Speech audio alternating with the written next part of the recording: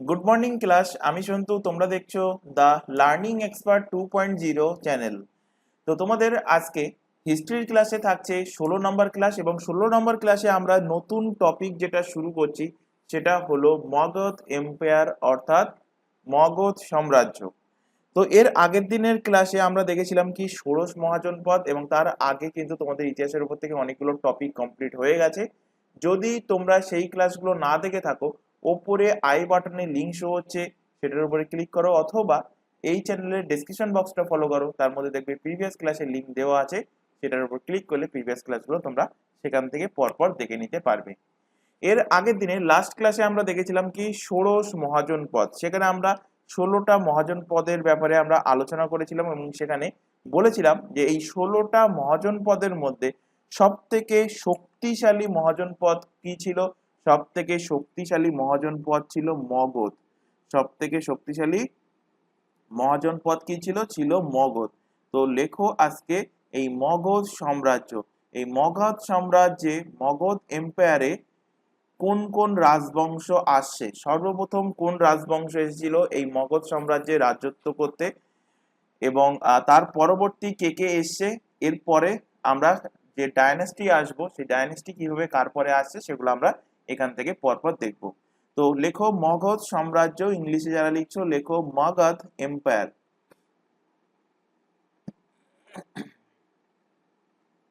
মগধ সাম্রাজ্য, মগধ এম্পায়ার।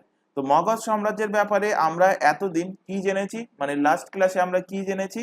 মগধ সাম্রাজ্য ছিল 16টা মহাজন পদের মধ্যে, লিখে রাখতে পারো, 16টি মহাজন পদের মধ্যে সব থেকে শক্তিশালী মহাজন পদ। 16টি মহাজন পদের মধ্যে সব থেকে সব থেকে শক্তিশালী সব থেকে শক্তিশালী সব থেকে শক্তিশালী মহাজনপদ কোনটা? সব থেকে শক্তিশালী মগধ জনপদ ছিল এই মগধ। এই মগধ। তো মগধে সর্বপ্রথম কোন বংশ বা কোন শাসক রাজত্ব করতে আসছে?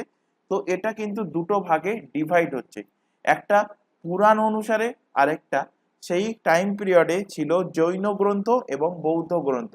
তো জৈন গ্রন্থ এবং বৌদ্ধ গ্রন্থ অনুসারে অন্য একটা শাসক আসছে।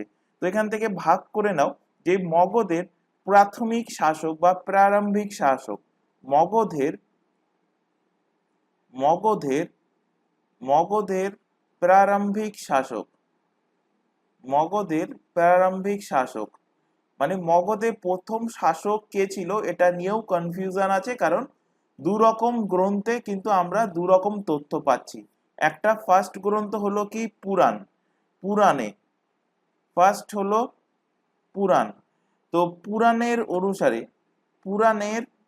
অনুসারে এবং সেকেন্ড ডিভাইড করা হচ্ছে বৌদ্ধ এবং জৈন গ্রন্থ অনুসারে। বৌদ্ধ ও জৈন বৌদ্ধ ও জৈন গ্রন্থের অনুসারে বৌদ্ধ ও জৈন গ্রন্থের অনুসারে দুটো ভাগে কিন্তু এখানে ডিভাইড হচ্ছে। তো পুরাণের অনুসারে সর্বপ্রথম কোন রাজবংশ রাজত্ব করতে আসছে? সর্বপ্রথম আসছে বৃহদ্রথ বংশ। সর্বপ্রথম কে আসছে? সর্বপ্রথম আসছে বৃহদ্রথ বংশ। বৃহদ্রথ বংশ রাজত্ব করতে আসে। এই বৃহদ্রথ বংশের প্রতিষ্ঠাতা কে ছিলেন? ফাউন্ডার কে ছিলেন? প্রতিষ্ঠাতা। তো প্রতিষ্ঠাতার নাম কি? প্রতিষ্ঠাতার নাম হলো বৃহদ্রথ। বৃহদ্রথই ছিলেন বৃহদ্রথ বংশের প্রতিষ্ঠাতা। ফাউন্ডার কে ছিলেন? এই বৃহদ্রথই কিন্তু ফাউন্ডার ছিলেন। এই বৃহদ্রথের ছেলে ছিল, তার নাম কি? তার নাম হলো জরাসন্ধ।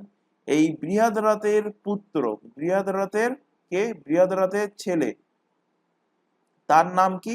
তার নাম হলো জরাসন্ধ। তার নাম কি? তার নাম হলো জরাসন্ধ। জরাসন্ধ।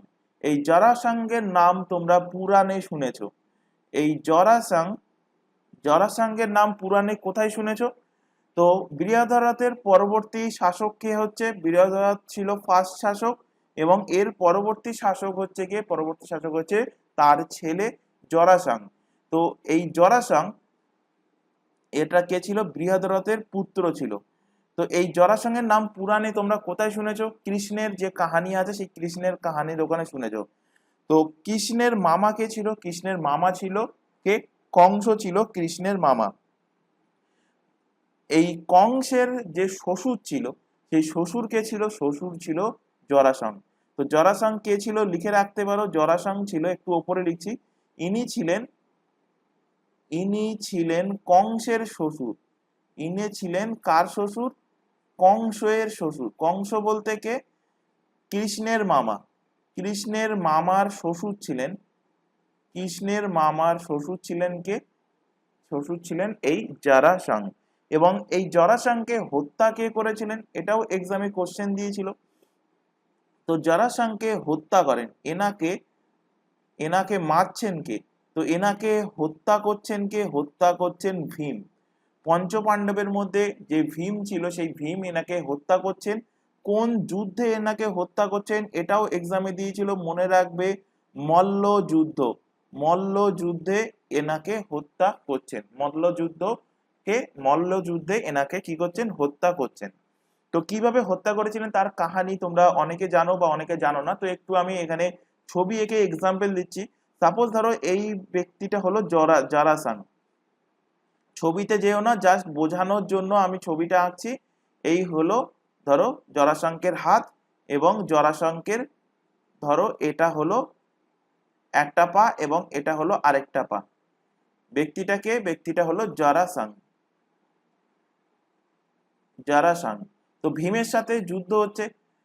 এবার জরাসংকের কিন্তু তিনি বরদান পেয়ে রেখেছিলেন যে তাকে কেউ মারতে পারবে না, বা তাকে যদি কেউ ফেড়ে ফেলে দেয়, মানে ফেড়ে বলতে মাঝখান থেকে আর্ধেক করেও যদি ফেড়ে ফেলে, এইভাবে দুই ভাগে যদি আর্ধেক করে ফেলে, তাহলেও এ কিন্তু অমর ছিল, একে মারতে পারতো না।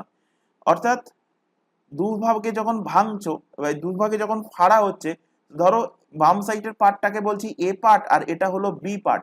তো বি পার্টটাকে সাপোজ এই দিকেই ছুঁড়ে ফেলবো আমি, যখন এটাকে একে ফাড়বো, কোনো একটা মানুষকে ফাড়বো, বা ভীম যখন কাউকে ফাড়ছিল, বি পার্টটাকে এই দিকে, মানে যেদিকে বি লিখেছি সেই দিকে ফেড়ে ফেলছিল, এ পার্টটাকে কি করছিল? এই দিকে ফেড়ে ছুঁড়ে দিচ্ছিল। আবার কি হচ্ছিল? ওই দুটো পার্ট আবার এসে জোড়া লেগে আবার জরাসং কিন্তু জীবিত হয়ে উঠছিল, মানে বেঁচে যাচ্ছিল। তো তখন এই যুদ্ধের টাইমে ভীম কার দিকে তাকায়? যুদ্ধ হচ্ছিল কার সাথে? ভীমের সাথে। জরাসং ভার্সেস ভীম। তো ভীম কার দিকে তাকাচ্ছে? ভীম তাকাচ্ছে ভগবান কৃষ্ণ। কৃষ্ণ পাশে দাঁড়িয়ে আছে, কৃষ্ণের দিকে তাকাচ্ছে। এবার কৃষ্ণ বুদ্ধি কি দিচ্ছে? কৃষ্ণ কথিত আছে পুরাণে, কৃষ্ণ কি বুদ্ধি দিচ্ছে? কৃষ্ণ বুদ্ধি দিচ্ছে এখানে যে একটা খড় নিয়েছে, একটা এরকম খড়ের নিয়েছে, নিয়ে এই খড়টাকে দুটো ভাগে পার্টিশন করেছে। একটা খড় নিয়েছে বা পাতা নিয়েছে, নিয়ে দুটো ভাগে পার্টিশন করেছে। তো এখানেও এই দিকের পার্ট হলো এটা এ পার্ট, এদিকের পার্ট হলো বি পার্ট। এবার কৃষ্ণ কি দেখাচ্ছে? কৃষ্ণ দেখাচ্ছে এই বি পার্টটাকে এই দিকে ছুঁড়ে ফেলতে, এ পার্টটাকে এই দিকে ছুঁড়ে ফেলতে। তার ফলে কি হবে? তার ফলে যদি জোড়া লাগতে আসে তাহলে পিঠে পিঠে, কিন্তু জোড়া লাগবে না, তখন জরাসং মারা যাবে। তো কৃষ্ণের কথা শুনে ভীম তখন কি করলো? ভীম তখন জরাসঙ্ঘটাকে ফাড়লো, ফেড়ে কি করলো? ফেড়ে তখন বি পার্টটাকে ফেললো কোন দিকে? বি পার্টটাকে ছুড়ে দিল এই দিকে, এবং এ পার্টটাকে ছুড়ে দিল এই দিকে। এর ফলে জরাসঙ্ঘের মৃত্যু ঘটে। তো এত কাহিনী না মনে রাখলেও হবে, জাস্ট পুরাণের কাহিনী, তাই তোমাদের একটু গল্প সহকারে বললাম। এখানে মনে রাখবে যে পুরাণ অনুসারে সর্বপ্রথম বংশ আসছে কে? বৃহদ্রথ বংশ, যে মগধের সাম্রাজ্য গঠন করছে, এবং তার ফাউন্ডার কে ছিলেন? ফাউন্ডার ছিলেন বৃহদ্রথ। বৃহদ্রথের পুত্র ছিলেন জরাসঙ্ঘ। জরাসঙ্ঘ থেকে দুটো জিনিস মনে রাখবে, ইনি কংসের শ্বশুর ছিলেন, এবং এনাকে হত্যা করেছিল ভীম। কোন যুদ্ধে? মল্ল যুদ্ধে এনাকে হত্যা করেছিল। এবার চলে আসি পরবর্তী যে ভাগটা, অর্থাৎ বৌদ্ধ এবং জৈন গ্রন্থ। এই ধর্মগ্রন্থ অনুসারে সর্বপ্রথম বংশ কে আসছে মগধে রাজত্ব করতে? আসছে হর্যঙ্ক বংশ বা হরিয়াঙ্ক বংশ। হর্যঙ্ক বংশ আসছে রাজত্ব করতে। তো আমরা এবার ডিসকাস করব হর্যঙ্ক বংশের ব্যাপারে। হর্যঙ্ক বংশের ফাউন্ডার কে? কোন কোন শাসক আসছে সেটার ব্যাপারে আমরা ডিসকাস করব। তো নেক্সট পেজে হেডিং করো হরজঙ্ক বংশ, হেডিং করো হরজঙ্ক বংশ, হরজঙ্ক বংশ। তো হরজঙ্ক বংশ টাইম পিরিয়ড কখন? তো হরজঙ্ক বংশ শুরু হচ্ছে 545 বা বলতে পারো অনেক বইতে 544ও আছে, 544 খ্রিস্টপূর্বাব্দ থেকে এদের সাম্রাজ্য শুরু হচ্ছে, এদের শাসনকাল শুরু হচ্ছে এবং চলছে কোন পর্যন্ত? 412 খ্রিস্টপূর্বাব্দ পর্যন্ত এদের শাসনকাল চলছে।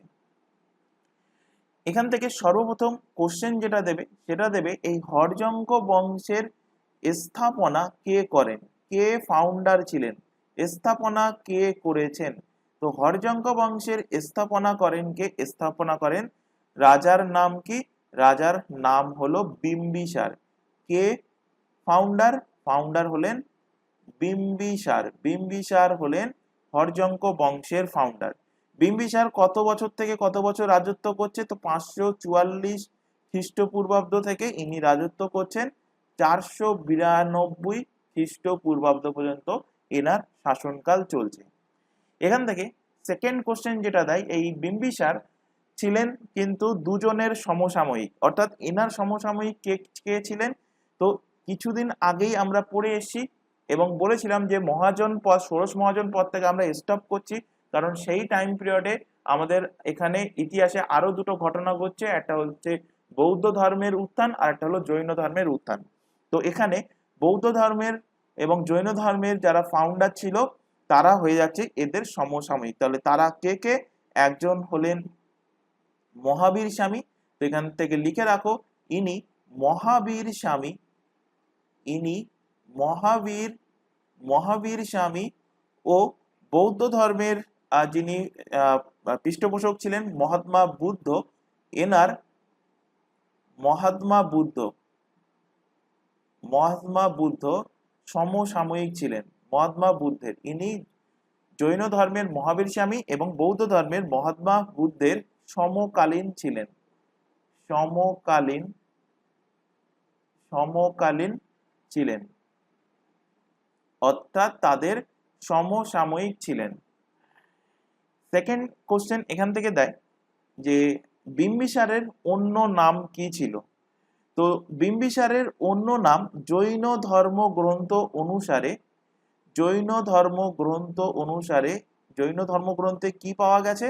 জৈন গ্রন্থে এনার নাম কি ছিল বিম্বিসারের? এনার নাম ছিল শ্রেণিক বা শ্রনিক। এনার নাম ছিল কি? শ্রেণিক বা শোণিক। শ্রেণিক বা শোণিক ছিল বিম্বিসারের নাম। এছাড়া এনার ব্যাপারে আরো তথ্য জানা গিয়েছে কিসের থেকে? বৌদ্ধ ধর্মগ্রন্থ থেকে। বৌদ্ধ ধর্মগ্রন্থ। তো বৌদ্ধ ধর্মগ্রন্থ থেকে আমরা কি জানতে পারি? বৌদ্ধ ধর্মগ্রন্থ, বৌদ্ধ গ্রন্থ। তো বৌদ্ধ গ্রন্থ কোন গ্রন্থ থেকে? বৌদ্ধ গ্রন্থের নাম হলো মহাবাগ্যা। মহাবাগ্যা। তো মহাবাগ্যা নামক যে বৌদ্ধ গ্রন্থ, এর অনুসারে আমরা কি তথ্য জানতে পারি? তো যেহেতু সর্বপ্রথম বৌদ্ধ গ্রন্থ এবং জৈন ধর্মগ্রন্থ অনুসারে সর্বপ্রথম ইনি শাসক ছিলেন, সর্বপ্রথম বংশ ছিল মগধের, হরজঙ্ক বংশ। তো এনার টেন্ডেন্সি কি ছিল? এবং মগধ ছিল কি সব থেকে ষোড়শ মহাজনের পদের মধ্যে শক্তিশালী। তো শক্তিশালী কিভাবে হয়েছে? শক্তিশালী হওয়ার জন্য কিন্তু অনেক জিনিস দরকার। এক, সর্বপ্রথম কি মগধে কি ছিল? মগধ ছিল কিন্তু মগধের পাশ দিয়ে কিন্তু দুটো নদী যাচ্ছিল, তার মধ্যে সব থেকে প্রধান নদী হলো গঙ্গা। তো গঙ্গার পাশে যে জমি ছিল সেই জমি উর্বর ছিল, এবং উর্বর জমি মানে কি? উর্বর জমি মানে সেখানে কৃষিকাজ হবে, ভালো পরিমাণে কৃষিকাজ হবে, প্রচুর পরিমাণে চাষবাস হবে, এবং চাষবাসের ফলে সেখান থেকে ফসল প্রচুর পরিমাণে উৎপাদন হবে। প্রচুর পরিমাণে ফসল মানে প্রচুর পরিমাণে অর্থ, প্রচুর পরিমাণে অর্থ মানে রাজকোষে প্রচুর পরিমাণে ট্যাক্স জমা হবে, এবং প্রচুর পরিমাণে ট্যাক্স জমা হওয়ার অর্থ হলো সেই রাজা কিন্তু সব থেকে কি হবে? শক্তিশালী হবে। তো মগধ ছিল, সেই কারণে সেই টাইমে কিন্তু সব থেকে শক্তিশালী একটা সাম্রাজ্য। এবং ফার্স্ট শাসক বা ফার্স্ট বংশ ছিল হর্যঙ্ক বংশ, এবং হর্যঙ্ক বংশের ফার্স্ট শাসক কে ছিলেন? বিম্বিসার ছিলেন প্রথম শাসক। তো বিম্বিসারের টেন্ডেন্সি কি ছিল? বিম্বিসারের টেন্ডেন্সি ছিল যুদ্ধ বুদ্ধ না করে আমি যদি বিয়ে করে সব যদি সাম্রাজ্য দখল করতে পারি। বিবাহ বলতে আশেপাশে যে সমস্ত অন্যান্য মহাজন পদগুলো ছিল বা অন্যান্য ছোট ছোট এলাকা ছিল, সেখানকার যিনি শাসক ছিলেন তার মেয়ের সাথে বা তার বোনের সাথে যদি বিবাহ সম্পর্ক করা যায়, তাহলে সেই সাম্রাজ্য সে কি করছে? বিবাহের মাধ্যমে সে কি নিচ্ছে? দহেজ নিচ্ছে। দহেজ মানে বাংলাতে যাকে বলা হয় পণ। পণের মাধ্যমে কি করছে? সেই সাম্রাজ্যকে সে কিন্তু নিজের অধীনে নিয়ে নিচ্ছে। এইভাবে ধীরে ধীরে কিন্তু সাম্রাজ্য বিস্তার করার টেন্ডেন্সি ছিল কার মধ্যে? ছিল বিম্বিসারের মধ্যে, এবং সেটাই বিম্বিসার করেছে। বিম্বিসারের ব্যাপারে শুনলে তোমাদের মানে যেটা বলতে যাচ্ছি সেটা শুনলে তোমাদের মাথায় হাত পড়বে, কারণ এখনকার এমন অনেক ছেলে আছে বা অনেক মেয়ে আছে যাদের আছে মানে পারফেক্ট ম্যাচ খুঁজে পায় না বা বিয়ে হতে চায় না। এবং সেই টাইমে এই বিম্বিসার কি করেছিল? বিম্বিসার 500টা বিয়ে করেছিল। এবং এটা আমি বলছি না, এটা বলছে কে? এটা বলছে বৌদ্ধ গ্রন্থ মহাভাগ্যা। বৌদ্ধ গ্রন্থের মহাভাগ্যের অনুসারে সেখান থেকে কি তথ্য আমরা পেয়েছি? সেখান থেকে আমরা পেয়েছি 500টি বিবাহের ব্যাপারে আমরা তথ্য পাই। 500টি বিবাহ করেন। কি করেন? 500টি বিবাহ করেন, 500টি বিয়ে করেন। কে করেন? বিম্বিসার। যে এখনকার যুগে একটা বিয়ে বা দুটো বিয়ে করতে পারছে না, দুটো বিয়ের বলছি যারা সেলিব্রিটি আছে তারা দুটো তিনটে বিয়ে করে, তো তখনকার দিনে ইনি কটা বিয়ে করেছেন? 500টা বিয়ে করেছেন। এবং তথ্য পাওয়া যাচ্ছে কোথা থেকে? বৌদ্ধ গ্রন্থ মহাভাগ্যা থেকে। তো এখান থেকে এবার কোশ্চেন দেয় যে 500টা বিয়ের ব্যাপারে তো জানার কোনো দরকার নেই, এর মধ্যে তিনটে ইম্পর্টেন্ট আছে, তিনটে জানলেই হয়ে যাবে। তো নেক্সট হেডিং করো যে বিম্বিসারের প্রমুখ বিবাহ। তার আগে এখানে একটা ছোট ইনফরমেশন দেওয়ার আছে। তোমরা এখন যে ক্লাসটা দেখছো সেটা হলো RRB NTPC 2024 brilliant mains special history class. এর পাশাপাশি পিএসসি ক্লার্কশিপ, সিএসসি মিসলেনিয়াসেরও মেন্স ক্লাস কিছুদিনের মধ্যে শুরু হবে। এর পাশাপাশি আদার্স যে এক্সামের নামগুলো, যেমন পুলিশের এক্সাম, এসএসসি এর এক্সাম এর নামগুলো তোমরা দেখতে পাচ্ছ। প্রত্যেকটা এক্সামের জন্য আমাদের দুটো ইউটিউব চ্যানেল মিলিয়ে সম্পূর্ণ ফ্রিতে রেগুলার বেসিসে লাইভ ক্লাস প্রোভাইড করা হচ্ছে। লাইভ ক্লাস অ্যাটেন্ড না করতে পারলে ক্লাস থেকে যায় রেকর্ডেড ফরম্যাটে। সুতরাং তোমরা তোমাদের সময় মতো ক্লাসগুলো কিন্তু দেখে নিতে পারবে। তবে প্রত্যেকের কাছে একটা ছোট রিকোয়েস্ট থাকছে, কেউ এই চ্যানেলের কোনো ক্লাসকে ডাউনলোড করে দেখবে না। বিশেষ করে যারা রেকর্ডেড ক্লাস দেখছো তাদেরকে বারবার বলছি, কেউ এই চ্যানেলের কোনো ক্লাসকে ডাউনলোড করে দেখবে না। এটা আমাদের তরফ থেকে তোমাদের কাছে একটা ছোট রিকোয়েস্ট থাকছে। আর এই প্রত্যেকটা এক্সামের জন্য আমাদের আলাদা আলাদা হোয়াটসঅ্যাপ ব্যাচ ওপেন করা আছে, এবং হোয়াটসঅ্যাপ ব্যাচে যুক্ত হওয়ার একটাই বেনিফিট, সেখান থেকে তোমরা পেয়ে যাবে ক্লাসের রুটিন, পেয়ে যাবে তোমরা রুটিন ওয়াইজ যে ক্লাসের লিঙ্কগুলো, সেই লিঙ্কগুলো হোয়াটসঅ্যাপ ব্যাচে প্রোভাইড করা হয়। এছাড়া এক্সাম ওরিয়েন্টেড যাবতীয় গুরুত্বপূর্ণ ইনফরমেশন হোয়াটসঅ্যাপ ব্যাচেই কিন্তু প্রোভাইড করা হয়। তো যুক্ত হতে চাইলে কি করতে হবে? নিচে যে হোয়াটসঅ্যাপ নাম্বার দেখতে পাচ্ছ, এই নাম্বারে শুধুমাত্র হোয়াটসঅ্যাপে মেসেজ করে ইনফর্ম করবে, বা তোমাদের যদি কোনো কোয়ারিজ বা জিজ্ঞাসা থাকে সেটাও শুধুমাত্র হোয়াটসঅ্যাপেই মেসেজ করে ইনফর্ম করবে। কেউ এই নাম্বারে নর্মাল কল, ভিডিও কল করবে না। এছাড়া এখানে আরো একটা ইনফরমেশন দেবো, তোমরা এখন যে চ্যানেলে ক্লাসটা দেখছো তার নাম দ্য লার্নিং এক্সপার্ট 2.0। এই চ্যানেলেই তোমরা পেয়ে যাবে প্রতিটাই এক্সামের জন্য জিকে জিএস এর ক্লাস, কারেন্ট অ্যাফেয়ার্স এর ক্লাস অ্যান্ড রিজনিং এর ক্লাস সম্পূর্ণ ফ্রিতে এই চ্যানেল থেকে। এবং এর পাশাপাশি তোমাদের আরআরবি এনটিপিসি স্পেশাল ম্যাথের যে ফাউন্ডেশন ব্যাচটা চলছে সেটাও চলছে তোমাদের এই চ্যানেলে। এটা বাদ দিয়ে বাকি সমস্ত এক্সামের জন্য ম্যাথের ক্লাস প্রোভাইড করা হচ্ছে আমাদের নতুন channel math by Santu sir YouTube চ্যানেলে। তো প্রত্যেককে বলবো সেই চ্যানেলের লিঙ্ক আমরা এই ক্লাসের ডেসক্রিপশন বক্সের মধ্যে দিয়ে রেখেছি, তো সেখান থেকে সেই চ্যানেলটাকে ভিজিট করে নিতে এবং চ্যানেল দুটোকে সাবস্ক্রাইব করে নাও। রেগুলার বেসিসে চ্যানেল দুটোতে ক্লাস চলছে, রেগুলার বেসিসে চ্যানেল দুটো থেকে ক্লাসগুলো করতে থাকো। নেক্সট হেডিং করো বিম্বিসার। কি বললাম? বিম্বিসারের ইম্পর্টেন্ট বিবাহ বা বিম্বিসারের প্রমুখ বিবাহ। হেডিং করো বিম্বিসারের তিনটে বিবাহের ব্যাপারে আলোচনা করব। বিম্বিসারের প্রমুখ বিবাহ, প্রমুখ বিবাহ। তো 500টা বিয়ে কে করেছেন? বিম্বিসার 500টা বিয়ে করেছেন। তো এর মধ্যে সর্বপ্রথম ইনি বিয়ে করছেন কোথায়? লিচ্ছিবি বংশের শাসক কে লিচ্ছবি বংশের শাসকের ব্যাপারে আমরা এর আগের দিনের ক্লাসে যখন এর আগের দিন নয়, যখন আমরা জৈন ধর্মগ্রন্থ পড়েছিলাম সেখানে আমি কিন্তু পড়িয়েছিলাম লিচ্ছবি বংশের শাসক কি বলেছিলাম চেটক রাজা। তো চেটক রাজার বোন, সেই চেটক রাজার বোনের সাথে ইনি বিবাহ করছেন। তো লেখো সর্বপ্রথম বিম্বিসার বা লেখো সর্বপ্রথম ইনি লিচ্ছবি বংশের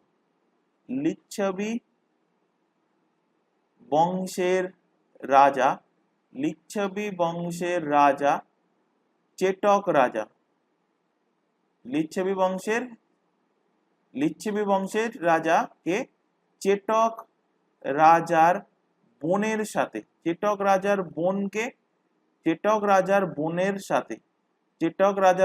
তার নাম কি? তার নাম হলো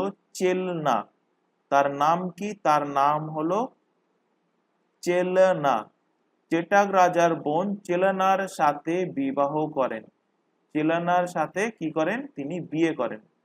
তিনি বিবাহ করেন অর্থাৎ বিয়ে করেন। তো যখন জৈন ধর্মগ্রন্থ পড়িয়েছিলাম সেখানে তোমাদেরকে বলেছিলাম যে সেখানেও কিন্তু চেটক রাজার একটা বোনের সাথে বিয়ে হচ্ছে। কার বিয়ে হচ্ছে? মহাবীরের মহাবীরের বাবার সাথে। তো চেটক রাজার কোন বোনের সাথে বিয়ে হয়েছিল? অর্থাৎ যদি বলি যে মহাবীরের মায়ের নাম কি, তো এক্ষুনি চট জলদি তোমরা কমেন্ট বক্সে কমেন্ট করো, কারণ অলরেডি পড়ানো হয়ে গেছে। তো মহাবীরের মায়ের নাম কি সেটা কমেন্ট বক্সে কমেন্ট করো, এক্ষুনি কমেন্ট করবে প্রত্যেকে। মহাবীরের মা, নাম পরে বলছি। মহাবীরের মা, তো সেও হলো চেটক রাজার বোন। সেও হলো চেটক রাজার বোন।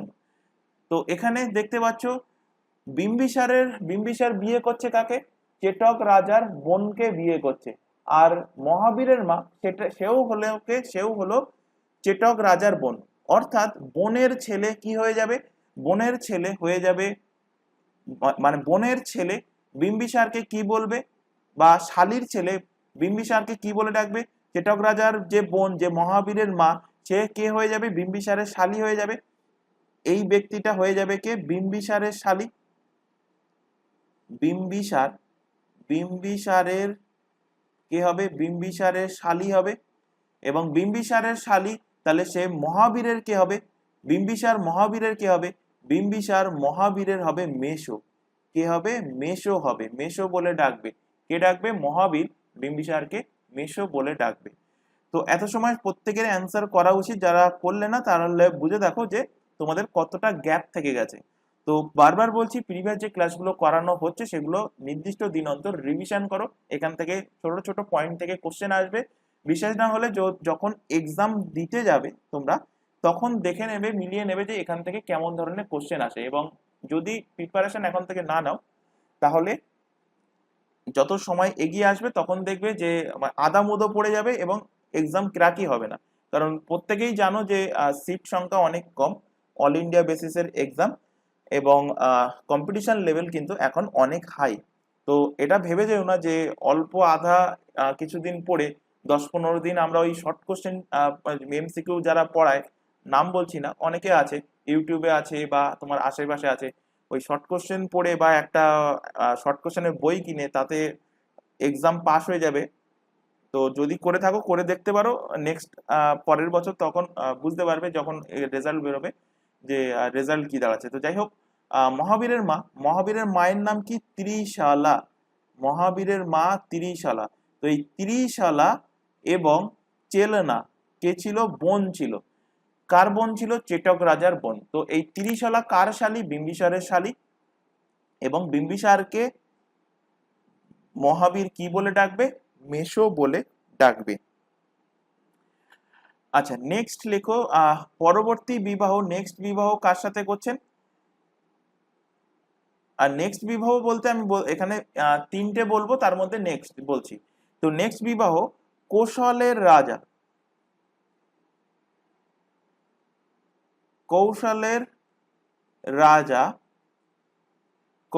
রাজা নাম কি? প্রসেনজিৎ। কৌশলের রাজার নাম কি? প্রসেনজিৎ। এই প্রসেনজিতের ব্যাপারে পরবর্তীতে আরেকবার প্রসঙ্গ আসবে, তখনও কিন্তু মনে রাখবে যে প্রসেনজিৎ। তো প্রসেনজিতের বোন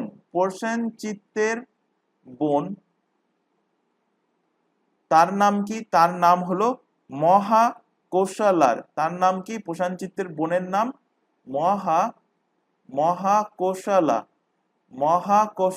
এই মহাকৌশলার সাথে বিবাহ করছেন কে? বিম্বিসার।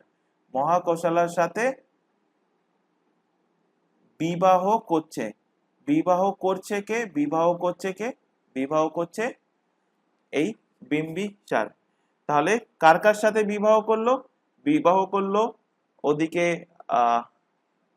লিচ্ছবি বংশের রাজা চেটক রাজার বোনের সাথে, এবং এদিকে কৌশল রাজা প্রসেনজিতের বোনের সাথে বিবাহ করলো, মহাকৌশলের সাথে বিবাহ করলো। এর ফলে কি হলো? অযোধ্যার যে এরিয়াটা ছিল তখন কৌশলের রাজধানী কি ছিল? সাকেত, এবং দক্ষিণ সাইডে ছিল শ্রাবস্তী। এগুলো কিন্তু ধীরে ধীরে কার কন্ট্রোলে চলে আসলো? বিম্বিসারের কন্ট্রোলে চলে আসলো। এছাড়া ইনি বিবাহ করছেন কার সাথে? এছাড়া লেখো ইনি মধ্যপ্রদেশের রাজকুমারী। এছাড়া ইনি মধ্যপ্রদেশের এমপি এর রাজকুমারী। কে? এমপি এর রাজকুমারীর নাম কি? খেমা। এমপি এর রাজকুমারীর নাম হলো কি? খেমা। এই খেমার সাথে বিবাহ করেন। খেমার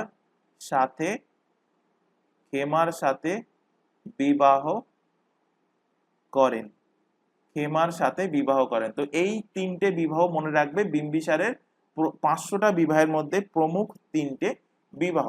এছাড়া বিয়ে করা বাদ দিয়ে তিনি আরো অন্যান্য পন্থা তিনি লাগিয়েছেন রাজ্য দখল করার জন্য। তার মধ্যে নেক্সট পন্থা হলো যে পাশের কোন একটা মহাজনপদে সেই রাজার অসুখ হয়েছে, তো নিজের যে রাজবৈদ্য ছিল সেই রাজবৈদ্য কি করছে? সেই মহাজনপদে বা সেই রাজবংশে পাঠাচ্ছে সেই রাজাকে সুস্থ করার জন্য। রাজা সুস্থ হয়ে যাচ্ছে। এবার রাজা খুশি হয়ে কি করছে? রাজা খুশি হয়ে বিম্বিসারের শরণে চলে আসছে। ফলে সেই এরিয়াটাও কি হচ্ছে? বিম্বিসারের কিন্তু শরণে চলে আসছে। তো কিভাবে? তো এখানে লিখে রাখো, এখান থেকে কোশ্চেন দেয় যে বিম্বিসারের নিজের যে রাজবৈদ্য ছিল, বিম্বিসারের নিজের একজন কিন্তু রাজবৈদ্য ছিল, এখন দেখবে মুভিতে বিশেষ করে যে ফ্যামিলি ডক্টর থাকে, বা তোমাদের বাড়িতেও দেখবে ফ্যামিলি ডক্টর থাকে। তো রাজবৈদ্য বা রাজবেদ, এটা কার সাথে তুলনা করবে? ফ্যামিলি ডক্টরের সাথে।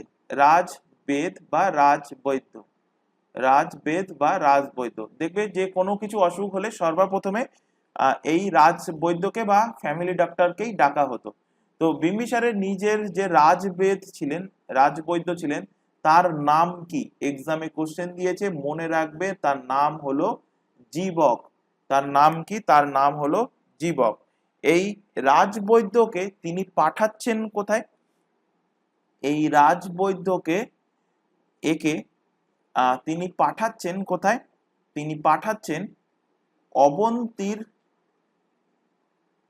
অবন্তীর রাজা অসুস্থ হয়ে যাচ্ছে। তো অবন্তীর রাজার নাম কি? চণ্ডপ্রদ্যোৎ। অবন্তীর রাজা কি? তার নাম চণ্ডপ্রদ্যোৎ। তো কি হচ্ছে ঘটনাটা? অবন্তীর রাজা, অবন্তী কোথায়? মধ্যপ্রদেশে। আগের দিনেই পড়িয়েছি। তো মধ্যপ্রদেশ এরিয়ার মধ্যে পড়ে। তো অবন্তীর রাজা চন্দ্রপ্রদ্যোৎ একটা অসাধ্য, মানে সেই টাইমে জানা ছিল না, সেই এমন এক ধরনের রোগে সে আক্রান্ত হয়েছিল, এবং অবন্তীর যে সমস্ত রাজবৈদ্যরা ছিল তারা চিকিৎসা করে এই চন্দ্রপ্রদ্যোৎকে সুস্থ করতে পারছিলেন না। এরপর কি করে বিম্বিসার তার রাজবৈদ্য, যার নাম জীবক, সেই জীবককে পাঠাচ্ছে কোথায়? অবন্তীতে। তিনি অবন্তীতে গিয়ে সেই রাজাকে চন্ডপ্রদ্যোৎকে সুস্থ করে তুলছেন, এবং চন্ডপ্রদ্যোৎ কি করছে? অবন্তীকে মগধের অধীন করে দিচ্ছে। এইভাবে অবন্তীকেও তিনি কি করছেন? তিনি কিন্তু দখল করে নিচ্ছেন। এছাড়া বিম্বিসার অনেক ছোট ছোট যুদ্ধেও তিনি অংশ নিয়েছিলেন, এবং তিনি বৈশালীতে আক্রমণ করেছিলেন। বিম্বিসার কোথায় আক্রমণ করেন? বৈশালী, বৈশালীতে তিনি আক্রমণ করেন, বৈশালীতে আক্রমণ করেন, কিন্তু তিনি বৈশালী জিততে পারেনি। কিন্তু কিন্তু তিনি কিন্তু তিনি তিনি সফল হননি, তিনি বৈশালী জিততে পারেননি, বৈশালী তিনি জিততে পারেননি, অর্থাৎ তিনি কিন্তু বৈশালী দখল করতে পারেননি। এবং তার এই যে বাসনা, যে বৈশালীকে দখল করা, এই বাসনা পূরণ করবে কে? এই বাসনা পূরণ করবে এর পরবর্তী শাসক অর্থাৎ বিম্বিসারের ছেলে এসে তার বাবার যে বাসনা ছিল যে বৈশালীকে দখল করা, সেটা সে কিন্তু পূরণ করবে। তো এখানে বিম্বিসারের কাহিনী প্রায় শেষের পথে। এবার কি হচ্ছে? এবার বিম্বিসারের ছেলে আসছে। বিম্বিসারের কে আসছে? বিম্বিসারের ছেলে, বিম্বিসারের পুত্র, বিম্বিসারের ছেলে। তার নাম কি? তার নাম হলো অজাতশত্রু। বিম্বিসারের ছেলে নাম কি? অজাতশত্রু, নাম হলো অজাতশত্রু। এই অজাতশত্রু কি করছে? অজাতশত্রু তার মানে ধীরে ধীরে যখন অজাতশত্রু বড় হয়ে গেছে, তখন বিম্বিসারের বয়সও কিন্তু ধীরে ধীরে বাড়তে থাকছে। এবার অজাতশত্রু বলছে যে আমি রাজা হব। কে? আমি রাজা হব। কিন্তু বিম্বিসার বলছে না, আমি আর কিছুদিন থাকি, তারপর পরবর্তীতে আমি মারা টারা গেলে তারপর তুই হোস। এবার অজাতশত্রুকে কুবুদ্ধি দেওয়ার লোক অনেকে আছে। দেখবে যে তুমি যদি কোনো একটা ভালো কাজ করতে যাও, দেখবে তোমার এলাকাতে, তোমার প্রতিবেশীতে, তোমার পিছে হোক বা তোমাকে বলে হোক, মানে উল্টোপাল্টা যুক্তি দেওয়ার লোক অনেক আছে। তো অজাতশত্রুকে তার এলাকার আশেপাশের লোক কি করছে? তাকে কুবুদ্ধি দিচ্ছে, উল্টোপাল্টা যুক্তি দিচ্ছে। কি বলছে? যে তোর বাবা অনেকদিন রাজত্ব করেছে, এবার রাজ্য তোর হাতে নিতে হবে ক্ষমতা, বিম্বিসারের চ্যাপ্টার ক্লোজ করে দে, বিম্বিসারের চ্যাপ্টার ক্লোজ করে দে। এবং সেই কথা শুনে অজাতশত্রু কি করে? বিম্বিসারের চ্যাপ্টার করে দেয় ক্লোজ। বাবাকে কি করে? বাবাকে মেরে দেয় এবং নিজে সিংহাসনে বসে, নিজে সিংহাসনে বসে। তো এখান থেকে কোশ্চেন দেয়। কি কোশ্চেন দেয়? তার আগে এখানে যেহেতু পরবর্তী রাজা চেঞ্জ হচ্ছে, তো নেক্সট হেডিং করো, পরবর্তী শাসক আসছে কে? অজাতশত্রু। পরবর্তী শাসক আসছে অজাতশত্রু, অজাতশত্রু। তো বিম্বিসারের টাইম পিরিয়ড ছিল কোন পর্যন্ত? 492 খ্রিস্টপূর্বাব্দ পর্যন্ত। 492 খ্রিস্টপূর্বাব্দ থেকে অজাতশত্রু রাজত্ব করছে 460 খ্রিস্টপূর্বাব্দ পর্যন্ত, বিসি পর্যন্ত রাজত্ব করছে কে? রাজত্ব করছে এই অজাতশত্রু। অজাতশত্রুকে এক্ষুনি বললাম, অজাতশত্রু হলেন বিম্বিসারের ছেলে। অজাতশত্রু হলেন কে? বিম্বিসারের ছেলে, বিম্বিসারের ছেলে। অজাতশত্রু কি করছে? তার বাবাকে হত্যা করছে। তো ইনি নিজের পিতাকে হত্যা করেছেন, ইনি নিজের পিতাকে হত্যা করে সিংহাসনে বসেন, ইনি নিজের পিতাকে হত্যা করে সিংহাসন আরোহণ করেন বা সিংহাসনে বসেন, সিংহাসনে বসেন। তো এখান থেকে কোশ্চেন দেয় যে ভারতের ইতিহাসে সর্বপ্রথম পিতাকে হত্যা করা শাসক কে ছিলেন? তো এখান থেকে লিখে রাখো, ভারতের ইতিহাসে সর্বপ্রথম পিতাকে হত্যা করা শাসক কে ছিলেন? ছিলেন এই অজাতশত্রু। তো ইনি সর্বপ্রথম, এর আগে কেউ এমন কাজ করেনি। ইনি সর্বপ্রথম ভারতের ইতিহাসে ভারতের ইতিহাসে পিতাকে হত্যা করে পিতাকে পিতাকে হত্যা করা পিতাকে হত্যা করা শাসক ছিলেন। পিতাকে হত্যা করা কি ছিলেন? পিতাকে হত্যা করা শাসক ছিলেন। এবং এই জন্য এনাকে বলা হয় কি? এই জন্য এনাকে এনাকে বলা হয় এই জন্য এনাকে বলা হয় কি? পিতৃহন্তা। এনাকে বলা হয় কি? এনাকে বলা হয় পিতৃহন্তা। পিতৃহন্তা বলা হয়।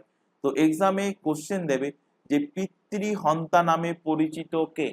তো অ্যান্সার হবে কি? অ্যান্সার হবে অজাতশত্রু, যিনি ভারতের ইতিহাসে সর্বপ্রথম পিতাকে হত্যা করে সিংহাসন দখল করেছিলেন, সিংহাসনে বসেছিলেন। তাই এনার যে টাইটেলটা পড়েছে, এনার যে নাম হয়েছে সেটা কি? সেটা হলো পিতৃহন্তা। এবং এই অজাতশত্রু অজাতশত্রু এর কিন্তু আরেকটা নাম ছিল, অন্য নাম ছিল। অন্য নাম কি ছিল অজাতশত্রুর? এখান থেকে কোশ্চেন দেবে। এই অজাতশত্রুর অন্য নাম, অজাতশত্রুর অন্য নাম কি ছিল? অন্য নাম ছিল কুনিক। অজাতশত্রুর আরেকটা নাম কি ছিল? আরেকটা নাম ছিল কুনিক। কুনিক কার নাম? এটাও বহুবার এক্সামে কোশ্চেন দিয়েছে, মনে রাখবে। অজাতশত্রুর অপর একটা নাম ছিল কি? অপর একটা নাম ছিল কুনিক। তো অজাতশত্রু কি করছে? বিম্বিসারকে মেরে তিনি সিংহাসনে বসে, এবং এর যত পরপর আমরা খানদান দেখব, মানে এর যে পরবর্তী জেনারেশন দেখব, প্রত্যেকেই কি করছে? প্রত্যেকেই তার বাবাকে মেরে সিংহাসন দখল করছে। অর্থাৎ বলতে পারো বাবা মারও খানদান, এটা বলতে পারো এই হর্যাঙ্ক বংশতে। তো হর্যাঙ্ক বংশতে কি হচ্ছে? বাবা মারও খানদান, অর্থাৎ বাবাকে মেরে কি করছে? রাজ্য দখল করছে বা শাসক হচ্ছে। তো এই অজাতশত্রু, যেমন বললাম, বিম্বিসার কার সমসাময়িক ছিলেন? বিম্বিসার ছিলেন গৌতম বুদ্ধ এবং মহাবীর স্বামীর সমসাময়িক। তেমনি অজাতশত্রু বুদ্ধের সমসাময়িক ছিলেন। ইনি গৌতম বুদ্ধের সমসাময়িক ছিলেন। গৌতম বুদ্ধের কি ছিলেন? সমকালীন ছিলেন, সমসাময়িক ছিলেন। গৌতম বুদ্ধের সমসাময়িক ছিলেন। এবং এনার সময় সর্বপ্রথম, যেহেতু সমসাময়িক ছিলেন, এনার সময় সর্বপ্রথম বৌদ্ধ সঙ্গীতের আয়োজন হচ্ছে। কখন আয়োজন হচ্ছে? অলরেডি বৌদ্ধ ধর্মগ্রন্থ দুটো ক্লাস নিয়েছি, সেখানে ডিটেলসে পড়িয়েছি। তো কি পড়িয়েছি? প্রথম বৌদ্ধ সঙ্গীত কবে আয়োজন হচ্ছে? 483 খ্রিস্টপূর্বাব্দে। 483 খ্রিস্টপূর্বাব্দে কিসের আয়োজন হচ্ছে? প্রথম বুদ্ধিস্ট কাউন্সিল, অর্থাৎ প্রথম বৌদ্ধ সঙ্গীতের আয়োজন হচ্ছে। প্রথম বৌদ্ধ সঙ্গীতের কি হচ্ছে? আয়োজন হচ্ছে। এবং প্রথম বৌদ্ধ সঙ্গীতের আয়োজন কোথায় হচ্ছে? কি পড়িয়েছিলাম তোমাদেরকে? প্রথম বৌদ্ধ সঙ্গীতের আয়োজন, প্রথম বৌদ্ধ সঙ্গীতের আয়োজন কোথায় হচ্ছে? কমেন্ট বক্সে কমেন্ট করো, প্রথম বৌদ্ধ সঙ্গীতের আয়োজন কোথায় হচ্ছে? তো প্রথম বৌদ্ধ সঙ্গীতের আয়োজন হবে অবভিয়াসলি এদের যে রাজধানী ছিল সেই রাজধানীতে হচ্ছে। তো রাজধানী কোথায়? রাজধানী হলো রাজগৃহা। রাজগৃহা বা রাজগীর। রাজগীর বা অনেক বইতে থাকে গৃহব্রজ। গৃহব্রজ। তো রাজগীর বা রাজগৃহতে হচ্ছে প্রথম বৌদ্ধ সঙ্গীতের আয়োজন।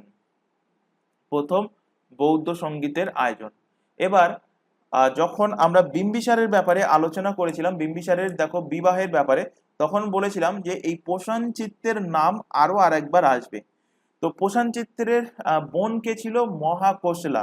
এই মহাকোশলার সাথে বিয়ে করছে কে? বিয়ে করছে বিম্বিসার। কিন্তু সেই বিম্বিসারকে টপকে দিচ্ছে কে? বিম্বিসারকে টপকে দিচ্ছে কিন্তু এই অজাতশত্রু মেরে দিচ্ছে। তো অজাতশত্রু যখন মেরে দিচ্ছে, তো এই প্রসেনজিতের কি হচ্ছে? প্রসেনজিতের মনে কিন্তু ক্ষোভ জাগছে যে তার বোনকে এত ঘটা করে বিম্বিসারের সাথে বিয়ে দিল, তারপর তার যে সম্পত্তি ছিল, তার যে এরিয়া ছিল, সেগুলো বিম্বিসারকে দিয়ে দিল। এবার অজাতশত্রু কি করলো, তার বাবাকে মেরে দিল। তো এর ফলে কি হচ্ছে, প্রসেনজিতের মনে একটা ক্ষোভ জন্মাচ্ছে এবং প্রসেনজিৎ এই অজাতশত্রুর বিরুদ্ধে যুদ্ধ ঘোষণা করছে। তো যুদ্ধ হচ্ছে কার সাথে, লেখো, অজাতশত্রুর সাথে। যুদ্ধ হচ্ছে কার সাথে, অজাতশত্রু, অজাতশত্রু আর কোশলের রাজা, কোশলের রাজা নাম কি, প্রসেনজিৎ। কৌশলের রাজা প্রসেনজিতের সাথে যুদ্ধ করছে।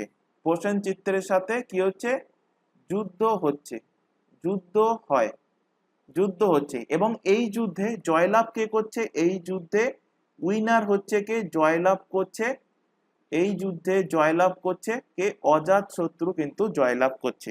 এবং জয়লাভ করে কি করছে, এই কোশলের রাজা প্রসেনজিৎ, যার একটু মানে খাস বাংলায় বলতে গেলে যার একটু চুলকানি হয়েছিল, যে আবার অজাতশত্রুর সাথে যুদ্ধ করব, যে তার বোনের ন্যায় বিচারের জন্য। তো এর একটা মেয়ে ছিল এই প্রসেনজিতের। মেয়ের নাম কি, মেয়ের নাম হলো ওজিরা। মেয়ের নাম কি, মেয়ের নাম হলো ওজিরা। এই ওজিরার সাথে বিবাহ হচ্ছে কার, ওজিরার সাথে বিবাহ হচ্ছে, ওজিরা কি হচ্ছে, অজাতশত্রুর সাথে বিবাহ করে নিচ্ছে। ওজিরা অজাতশত্রুকে পছন্দ করছে, মানে লাভ ম্যারেজ হচ্ছে, এবং অজাতশত্রু কি করছে, ওজিরাকে বিবাহ করে নিচ্ছে। তো অজাতশত্রু কি করলো, কোশলের রাজা প্রসেনজিৎকে যুদ্ধে হারালো, এবং হারানোর ফলে প্রসেনজিতের মেয়ে ওজিরার সাথে কি করছে, বিবাহ করে নিচ্ছে। কে বিবাহ করছে, অজাতশত্রু বিবাহ করে নিচ্ছে। এরপর তোমাদের একটু আগে বললাম যে বিম্বিসারের একটা কিন্তু বাসনা ছিল। দেখো এখানে বলেছিলাম কি বাসনা ছিল, বৈশালী আক্রমণ তিনি করেছিলেন, কিন্তু তিনি সফল হননি, সাকসেসফুল হননি। বৈশালীটা দখল করার কিন্তু তার মনের মধ্যে কি ছিল, তার মনের মধ্যে কিন্তু বাসনা ছিল। তো এই বৈশালী দখল করতে যাচ্ছে কে, বৈশালী দখল করতে যাচ্ছে অজাতশত্রু। অজাতশত্রু বৈশালী দখল করতে যাচ্ছে এবং বৈশালীটাকে কি করে নিচ্ছে, দখল করে নিচ্ছে। তো এখানে লিখে রাখো, ইনি অজাতশত্রু, ইনি বৈশালীকে, ইনি বৈশালীকে জয়লাভ করেন, ইনি বৈশালীকে জয়লাভ করেন, ইনি বৈশালীকে আবার কিন্তু জয়লাভ করেন। এর পাশাপাশি ইনি বজ্জি যে সংঘ ছিল, বজ্জি সংঘের মধ্যে 8টা রাজ্য ছিল, যে 8টা রাজ্য গণরাজ্য ছিল। তোমাদের এর আগের দিনে মহাজন পদ যখন পড়িয়েছিলাম সেখানে বলেছিলাম। তো এই বজ্জি সংঘের ওপর আক্রমণ করে এবং এই যুদ্ধে তিনি দুটো জিনিস করেছিলেন। ইনি কি করেছেন, বজ্জি বজ্জি সংঘের ওপর আক্রমণ করেন, বজ্জি সংঘের ওপর ইনি কি করেন, আক্রমণ করেন, বজ্জি সংঘের ওপর আক্রমণ করেন। এবং বজ্জি সংঘের ওপর যখন আক্রমণ করছে, এখানে তিনি দুটো জিনিস কাজে লাগাচ্ছে। একটা হলো গুপ্তচর, গুপ্তচর, এবং এখানে আর আরেকটা জিনিস কি, তিনি দু প্রকার নতুন হাতিয়ারের ব্যবহার করছেন, দু প্রকার হাতিয়ার, দু প্রকার হাতিয়ার ইউজ করছেন, দু প্রকার অস্ত্র ইউজ করছেন, দু প্রকার হাতিয়ার তিনি ইউজ করছেন। তাহলে বজ্জি সংঘের যুদ্ধে তিনি কি করছেন, বজ্জি সংঘের যুদ্ধে তিনি বজ্জি সংঘের যুদ্ধে তিনি কি করছেন, তিনি গুপ্তচর লাগাচ্ছেন। গুপ্তচরের নাম কি, বর্ষাকার, বর্ষাকার। এবং দু প্রকার হাতিয়ার তিনি এখানে ইউজ করছেন। একটা হলো, হাতিয়ারের নাম কিন্তু এক্সামে দিয়েছিল, মনে রাখবে। একটা হলো রাত, রাত মশাল, রাত মুসাল, রাত মুসাল এবং আরেকটা হাতিয়ারের নাম হলো মহাশিলাকণ্টক।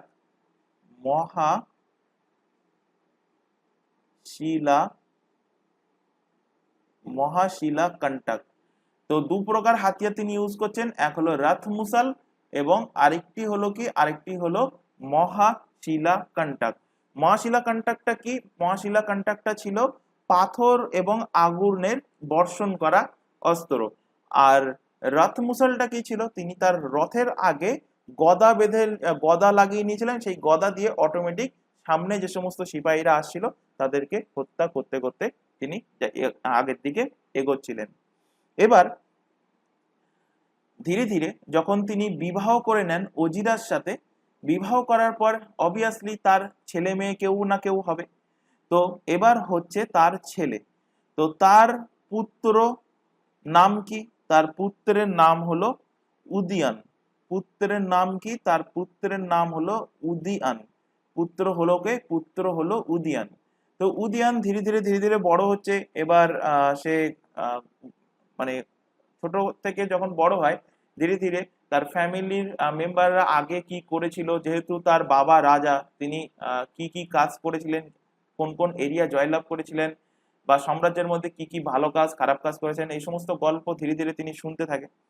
শুনতে একদিন হঠাৎ শোনে যে অজাতশত্রু কি করেছে, মানে তার বাবা কি করেছে, তার দাদুকে, মানে উদয়ন শুনছে, উদয়নের বাবা তার দাদুকে, মানে উদয়নের দাদুকে হত্যা করে তিনি কি করেছিলেন, তিনি সিংহাসনে বসেছিলেন।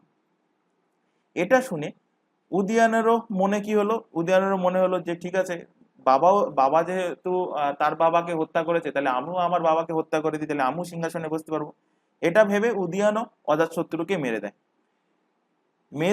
মেরে দিয়ে উদয়ন বসে পড়ে কোথায়? উদয়ন বসে পড়ে নেক্সট কিং হিসাবে, নেক্সট শাসক হিসাবে হর্যঙ্ক বংশের সিংহাসনে। তো ইনিও কি করছেন? ইনিও পিতাকে হত্যা করছেন। ইনিও পিতাকে হত্যা করে সিংহাসনে বসেন। হত্যা করে সিংহাসনে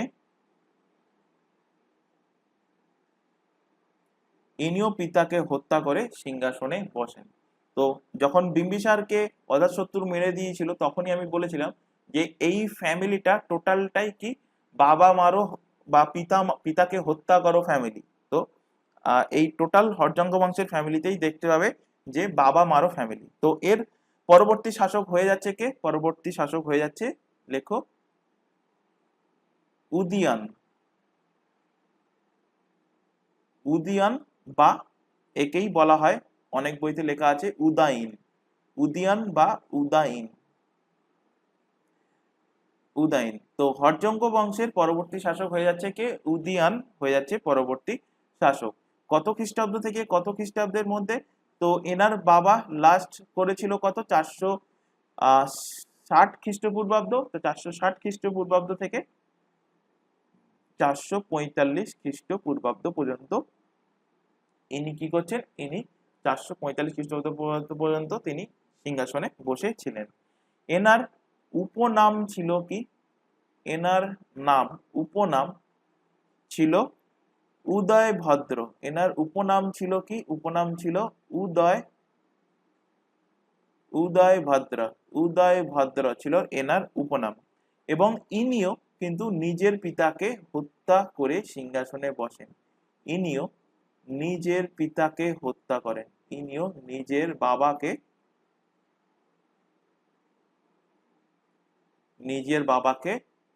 হত্যা করেন, নিজের পিতাকে হত্যা করেন। এবার নিজের পিতাকে হত্যা করার পর ফার্স্ট জেনারেশন ছিল কে? বিম্বিসার। বিম্বিসারের অত বুদ্ধি ছিল না। তারপর পরবর্তী জেনারেশন আসলো কে? অজাতশত্রু। অজাতশত্রুর একটু সামান্য বুদ্ধি হলো। তারপর তার পরবর্তী শাসক আসলো কে? উদয়ন।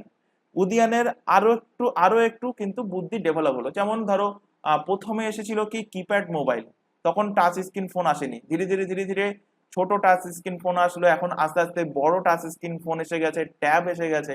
তো ধীরে ধীরে ডেভেলপ হচ্ছে।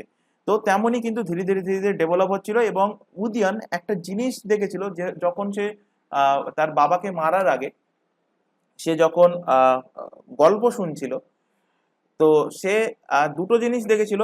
একটা কি, তার তার বাবা মানে অজাতশত্রু, উদয়নের বাবা অজাতশত্রু কি করছে, তার বাবাকে মানে বিম্বিসারকে হত্যা করে সিংহাসন আরোহণ করছে। সেকেন্ড জিনিস, আরেকটা জিনিস দেখেছিল যে তার বাবা অর্থাৎ অজাতশত্রু বৌদ্ধ ধর্মের পৃষ্ঠপোষক ছিলেন, সেই কারণে তার সাম্রাজ্যে সর্বপ্রথম বৌদ্ধ সঙ্গীতের আয়োজন হয়েছিল। তো এই দুটো জিনিসকে সে চেঞ্জ করতে চাইছিল, যাতে করে কি হয়, এর পরবর্তী যে নেক্সট জেনারেশন আসবে অর্থাৎ উদয়নের যে ছেলেরা আসবে, তারা যেন ওই আগের গল্প শুনে তাকে যেন হত্যা না করে বসে। সেই কারণে সে এই দুটো জিনিসকে চেঞ্জ করতে চাচ্ছিল, সমূল বিনাশ করতে চাচ্ছিল। যাতে করে কি হয়, সাপোজ ধরো যে তুমি যেখানে যে এলাকায় থাকো, এবিসিডি যে এলাকায়, এবার ধরো সাপোজ আমি একটা এক্সাম্পল হিসাবে বলছি যে তুমি কোনোদিন কারোর বাড়িতে চুরি করেছো এবং তোমার এলাকার লোক জানে যে তুমি একজন চোর। এবার তুমি সেই এরিয়াটাকে ছেড়ে, মনে করো সেই গ্রাম ছেড়ে তুমি শহরে চলে আসলে, শহরে কলকাতা একটা ফ্ল্যাটে চলে আসলে, বা কোনো একটা জায়গায় সেই স্থান ছেড়ে অন্য কোনো একটা স্থানে, অনেক দূরে স্থানে চলে গেলে, এবং সেখানকার লোকেদের কাছে তুমি হয়ে গেলে একজন নতুন পার্সন এবং তোমাকে তারা কেউ চেনে না। এবং সেখানকার লোক কি ভাববে, সেখানকার লোক কিন্তু তোমাকে চোর নজরে আর দেখবে না, এবং তারা জানেও না যে তুমি চোর ছিলে বা চুরি করেছিলে। তো তেমনটাই উদয়ন ভেবেছিল যে সে তার রাজধানীটাকে, তার ক্যাপিটালটাকে যদি চেঞ্জ করে নেয়, সরিয়ে নিয়ে যায়, তাহলে সে একটা নতুন জায়গায় চলে যাচ্ছে। তার ফলে কি হবে, সেখানে তার যখন সন্তান জন্মগ্রহণ করবে, তার আশেপাশের যারা লোক আছে মানে যেখানে সে গেছে, সেখানকার লোক তার হিস্ট্রি মানে ব্যাক হিস্ট্রি জানবে না, মানে উদয়নের ব্যাক হিস্ট্রি জানতে পারবে না। এবং এর ফলে তার ছেলে মেয়ের সাথেও তারা সেই ব্যাক হিস্ট্রির ব্যাপারে মানে উদয়ন যে তার বাবাকে মেরে এসছে সেটার ব্যাপারেও গল্প করতে পারবে না।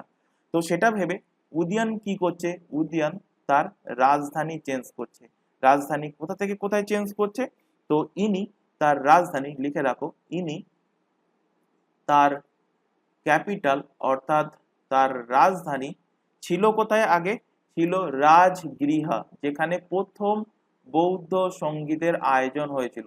তো রাজগৃহ থেকে তার রাজধানী, ইনি তার রাজধানী রাজগৃহ থেকে সরিয়ে সরিয়ে নতুন রাজধানী গঠন করেন, নতুন ক্যাপিটাল, নতুন রাজধানী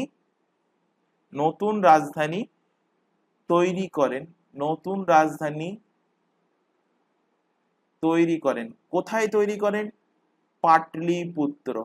কোথায়, পাটলিপুত্র, যার বর্তমান নাম কি, পাটনা। বিহারের রাজধানী পাটনা, বা একেই বলা হয় কি, একেই বলা হয় কুসুমপুর বা কুসুমনগর। একেই বলা হয় কুসুমপুর বা কুসুমনগর।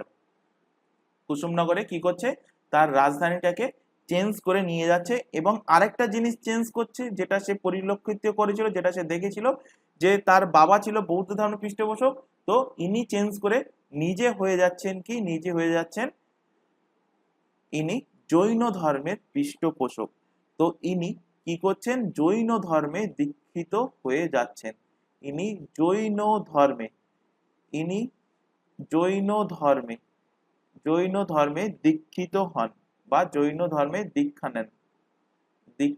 নেন। ইনি জৈন ধর্মে দীক্ষা নেন। এবার তার ছেলে হচ্ছে, এবার উদয়নের ছেলে আসে। ছেলেকে, ছেলের নাম হলো অনিরুদ্ধ। অনিরুদ্ধ, অনিরুদ্ধ। তোমরা আশা করি ক্রাইম পেট্রোল অনেকে হয়তো দেখেছো, বা ক্রাইম পেট্রোল টাইপের অনেক সিরিয়াল আছে, সেগুলো আশা করি দেখেছো, মানে ক্রাইম রিলেটেড সিরিয়াল বা ক্রাইম পেট্রোল রিলেটেড সিরিয়াল। তুমি খুন করে যতই দূরে পালিয়ে যাও না কেন, বা মাটির নিচে, মাটির গর্তে, পাতালে, যেখানেই চলে যাও না কেন, কোনো না কোনো ক্লু তোমার পিছনে থেকে যাবে এবং তোমাকে আলটিমেট কোনো না কোনো জায়গা থেকে, সে 1 বছর পরে হোক, 10 বছর পরে হোক, 20 বছর পরে হোক, তুমি ধরা পড়বেই। তো সেই ঘটনাটাই এখানে হয়েছিল। যতই তুমি রাজধানী চেঞ্জ করো না কেন পাটলিপুত্রে, বা তোমার ধর্মটাকেও চেঞ্জ করে নাও না কেন, কেউ না কেউ এমন আছে তোমার ব্যাপারে সব ডিটেলস জানে, এবং সেই গল্প করে দেয় কার সাথে? অনিরুদ্ধর সাথে। যখন অনিরুদ্ধ জন্মগ্রহণ করে এবং অনিরুদ্ধ দেখছে যে তার দাদু, অনিরুদ্ধের দাদু কে ছিল? দাদু ছিল অজাতশত্রু। তার দাদু তার বাবাকে মানে অজাতশত্রু বিম্বিসারকে মেরে সিংহাসন দখল করছে, বা অনিরুদ্ধের বাবা উদয়নও অজাতশত্রুকে মেরে সিংহাসন দখল করছে। তাহলে আমি কেন বাকি থাকবো? আমিও বাবাকে মেরে দেব, বাবাকে মেরে আমিও সিংহাসন দখল করব। তো এই অনিরুদ্ধ কি করছে? 445 খ্রিস্টপূর্বাব্দে পিতা উদয়নকে পিতাকে উদয়ন পিতা উদয়নকে হত্যা করে সিংহাসনে বসেন। উদয়নকে হত্যা করে সিংহাসনে উদয়নকে হত্যা করে কোথায় বসছেন? সিংহাসনে বসছেন। উদয়নকে হত্যা করে সিংহাসনে বসেন। তাহলে পরবর্তী কিং কে হয়ে যাচ্ছে? অনিরুদ্ধ। এবং অনিরুদ্ধ ছিল একটা অযোগ্য শাসক, ওর ব্যাপারে আর ডিটেলসে যাওয়ার দরকার নেই। এরপর নেক্সট যেটা মনে রাখবে সেটা হলো হর্যঙ্ক বংশের অন্তিম শাসক কে ছিল? হর্যঙ্ক বংশের, বহুবার এক্সামে কোশ্চেন দিয়েছে। হর্যঙ্ক বংশের শেষ শাসক বা অন্তিম শাসক, হর্যঙ্ক বংশের অন্তিম শাসক কে ছিল? তো হর্যঙ্ক বংশের অন্তিম শাসক ছিল এই উদয়ানের ছেলে। তো উদয়ানের কিন্তু একটা ছেলে হয়নি, একটা ছেলের নাম তো অনিরুদ্ধ বললাম। উদয়ানের হয়েছিল তিনটে ছেলে। তিনটে ছেলে কে কে? একটা হলো অনিরুদ্ধ, সেকেন্ড একজন ছিল তার নাম ছিল মুন্ডা, এবং আরেকজন ছিলেন কে? নাগ দশক। নাগ দশক নাগ দশক। তো অনিরুদ্ধ অযোগ্য ছিল বলে অনিরুদ্ধকে হটিয়ে দেন নাগ দশক। নাগ দশক হটিয়ে দিয়ে নাগ দশক নিজে সিংহাসনে বসেন। তো হর্যঙ্ক বংশের ইনি কিন্তু লাস্ট শাসক ছিলেন, অন্তিম শাসক ছিলেন। তার নাম কি? তার নাম হলো নাগ দশক। নাগ দশক। এবার এই নাগ দশক যখন তিনি সাম্রাজ্য দখল করলেন, সিংহাসন যখন দখল করলেন, তিনি যখন রাজা হলেন, তখন দেখছেন এনার রাজ দরবারে অনেকেই থাকে। কেউ গভর্নর থাকে, কেউ প্রধানমন্ত্রী থাকে, কেউ সঙ্গীতকার থাকে, কেউ জ্ঞানী ব্যক্তি থাকে। তো এরকম বিভিন্ন ব্যক্তিরা থাকে। তার মধ্যে একজন ব্যক্তিকে তিনি বানারসে, নাগ দশক একজন ব্যক্তিকে বানারস, যার এখন বর্তমান নাম হলো বারাণসী, তো তখন ছিল বানারস, তো বানারসের গভর্নর পদে নিযুক্ত করেন। গভর্নর পদে নিযুক্ত করেন। কাকে নিযুক্ত করেন বানারসে গভর্নর পদে? নিযুক্ত করেন শিশুনাগকে। কাকে? শিশুনাগ। শিশুনাগকে বানারসের গভর্নর পদে নিযুক্ত করেন। এবং শিশুনাগ এদের বংশের টোটাল হিস্ট্রি সে জানতো কি? যে এর মানে এর পূর্বপুরুষ কালাশোক অজাতশত্রু কি করছে? অজাতশত্রু তার বাবা বিম্বিসারকে হত্যা করছে। অজাতশত্রুর ছেলে উদয়ন কি করছে? উদয়ান অজাতশত্রুকে হত্যা করছে। উদয়ানের ছেলে অনিরুদ্ধ উদয়ানকে হত্যা করছে। অর্থাৎ এই ফ্যামিলিটা টোটালটাই কি করছে? বাবাকে মারছে, ছেলে সিংহাসনে বসছে। তো শিশুনাগ দেখলো যে একটা বেশ অপরচুনিটি আছে।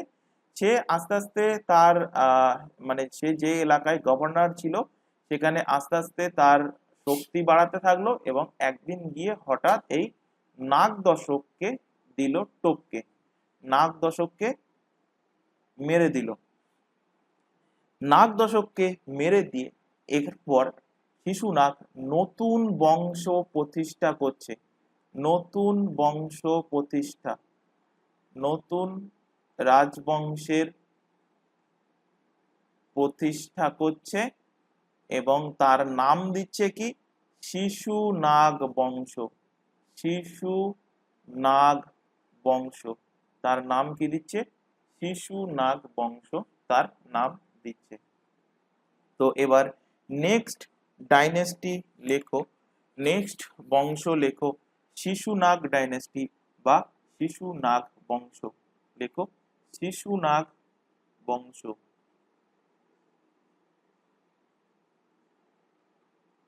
শিশুনাগ বংশ, শিশুনাগ ডাইনেস্টি বা শিশুনাগ বংশ। শিশুনাগ বংশ কত খ্রিস্টাব্দ থেকে কত খ্রিস্টাব্দ পর্যন্ত সাম্রাজ্য করেছিল? তো শিশুনাগ বংশ 412 থেকে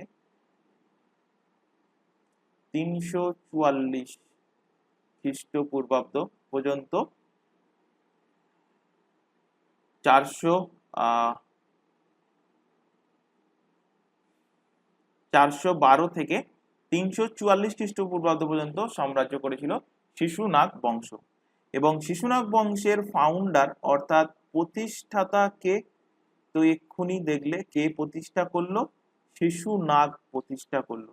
শিশুনাগ বংশের প্রতিষ্ঠাতার নাম কি?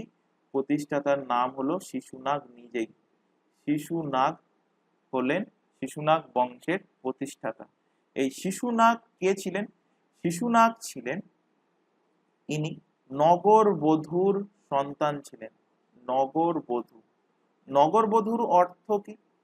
নগরবধূ হলো একটা ভালো ল্যাঙ্গুয়েজ, এর অর্থ খাস বাংলায় আমরা যেটা জানি, নগরবধূর অর্থ হলো অর্থাৎ ইনি একটা বেশ্যার ছেলে ছিলেন, বেশ্যার সন্তান ছিলেন। কেউ অফেন্ড হবে না, এগুলো ইতিহাসেই লেখা আছে, আমি সেটাই পড়াচ্ছি। তো যাই হোক, শিশুনাগ ছিলেন নগরবধূর সন্তান। ইনি কি করেছেন? শিশুনাগ কি কেদারত্ব করেছেন? তো ইনি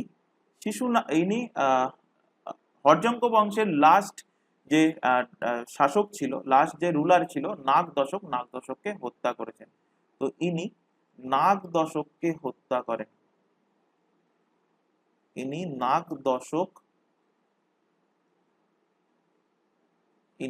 দশককে কি করছেন?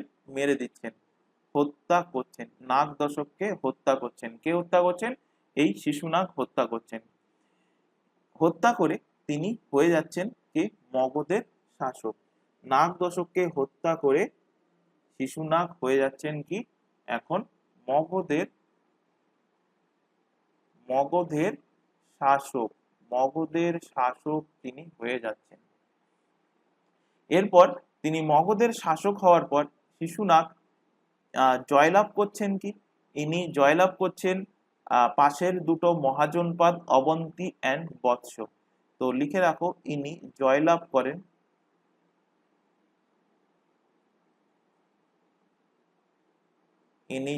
করেন বৎস ও অবন্তী। ইনি জয়লাভ করেন বৎস এবং অবন্তী, এই দুটো এরিয়া তিনি জয়লাভ করেন এবং ইনি তার নতুন রাজধানী বানান।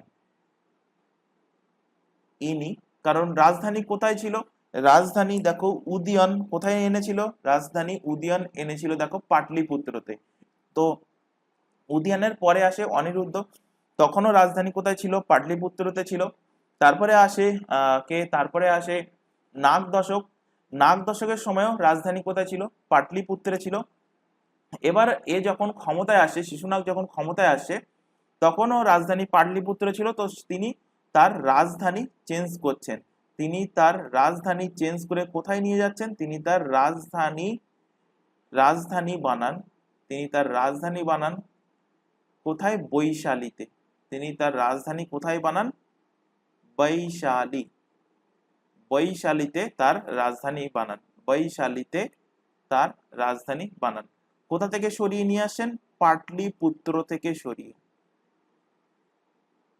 পাটলিপুত্র থেকে সরিয়ে নিয়ে, পাটলিপুত্র থেকে লিখে রাখো ইন ব্র্যাকেটের মধ্যে, পাটলিপুত্র থেকে সরিয়ে নিয়ে ইনি তার রাজধানী নিয়ে যাচ্ছেন কোথায়? রাজধানী নিয়ে যাচ্ছেন বৈশালীতে, রাজধানী নিয়ে যাচ্ছেন। এরপর এনার পরবর্তী শাসক আসে এই শিশুনাগ বংশে, আসে কে? কালাশোক। কে আসছে? নাম হলো কালাশোক। কালাশোক পরবর্তী রুলার আসছে কে? কালাশোক।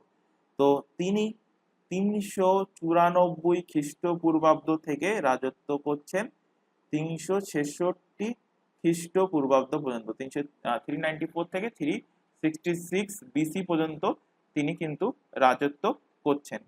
এবং ইনি ছিলেন শিশুনাকের পরবর্তী শাসক। এনার অন্য নাম কি ছিল? এনার আদার্স নেম, অন্য নাম কি ছিল? কালাশোকের অন্য নাম ছিল, কালাশোক ছিলেন, নাম থেকে বুঝতে পারছো, কালাশোক মানে কালো রঙের তিনি ব্যক্তি ছিলেন। তো কালো বর্ণের, ইনি ছিলেন কালো বর্ণের ব্যক্তি, কালো বর্ণের বা কালো বর্ণওয়ালা বা খাস বাংলায় লেখো কালো রংওয়ালা,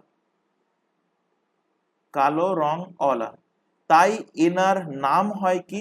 এনার নাম হয় কাক বর্ণ। এনার নাম হয় কি? কাক বর্ণ, কাক বর্ণ। কাকের রং কেমন? কাকের রং কালো, তো সেখান থেকেই এনার নাম হয়েছে কি? এনার নাম হয়েছে কাক বর্ণ, যেহেতু এনার গায়ের রং কালো। কালাশোকের টাইমে সব থেকে মোস্ট ইম্পর্টেন্ট, যেটা বহুবার এক্সামে কোশ্চেন দেয় এবং অলরেডি পড়িয়েছি, এনার টাইমে হয় আরো আরেকটা বৌদ্ধ সঙ্গীত।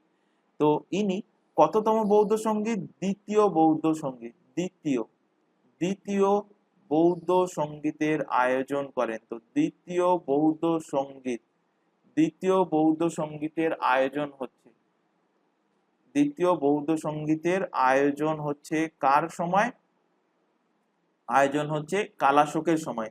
এবং কোথায় আয়োজন হচ্ছে? কি পড়িয়েছিলাম বৈশালীতে আয়োজন হচ্ছে। বৈশালী কোথায়? বৈশালীতে, অর্থাৎ রাজধানীতেই কিন্তু আয়োজন হচ্ছে। রাজধানী কোথায়? দেখো এক্ষুনি পড়ালাম শিশুনাগ বংশে শিশুনাগ কি করছে? তার রাজধানীটাকে পাটলিপুত্র থেকে সরিয়ে নিয়ে আসছে বৈশালীতে।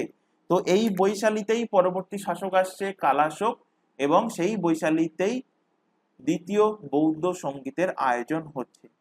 কত সালে আয়োজন হয়েছিল? কি পড়িয়েছিলাম? 383 খ্রিস্টপূর্বাব্দে দ্বিতীয় বৌদ্ধ সঙ্গীতের কিন্তু আয়োজন হয়েছিল। এরপর এই বৌদ্ধ সঙ্গীত যখন আয়োজন হয়ে যায়, এগুলো কমপ্লিট হওয়ার পর কালাশোক আবার কি করছে? ইনি রাজধানী পুনরায় পাটলিপুত্রতে নিয়ে যাচ্ছে। তো এরপর কি হচ্ছে? এরপর ইনি তার ক্যাপিটাল অর্থাৎ রাজধানীকে পুনরায় পাটলিপুত্রতে নিয়ে যান। পুনরায় পাটলিপুত্রতে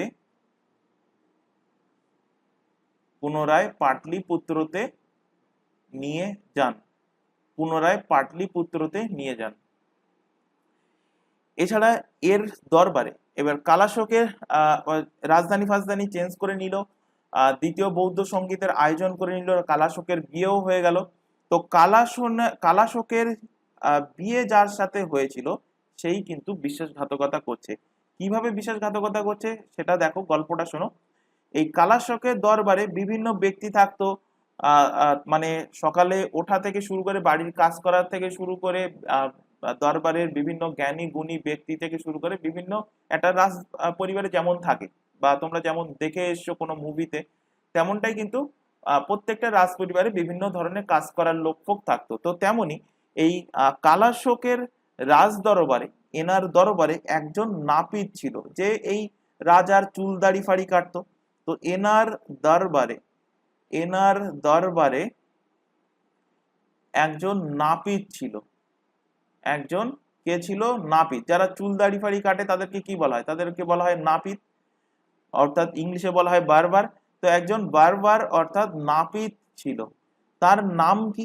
তার নাম হলো উগ্রসেন। তার নাম কি? তার নাম হলো উগ্রসেন বা অগ্রসেন। উগ্রসেন বা অগ্রসেন। এই উগ্রসেন বা অগ্রসেন একটু হ্যান্ডসাম মতো ছিল। হ্যান্ডসাম বলতে জিম ফিম করতো, বেশ বডি শডি ছিল। আর এদিকে কালাশোকের বর্ণ কি ছিল? কাক বর্ণ ছিল, গায়ের রং কালো ছিল। তো এর ফলে কি, এই কালাশোকের যে ওয়াইফ ছিল, যে বউ ছিল, সে কালাশোককে অত ভালো পছন্দ করতো না। তো কালাশোকের বউয়ের সাথে কালাশোকের কালাশোকের কালাশোকের বউয়ের সাথে লাইন চলছে কার?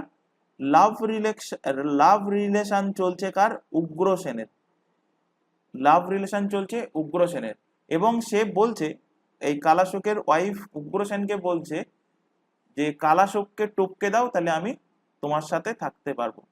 এই কথা শুনে উগ্রসেন কি করলো? উগ্রসেন কালাশোককে টপকে দিল। উগ্রসেন কি করলো? উগ্রসেন এনাকে হত্যা করলো।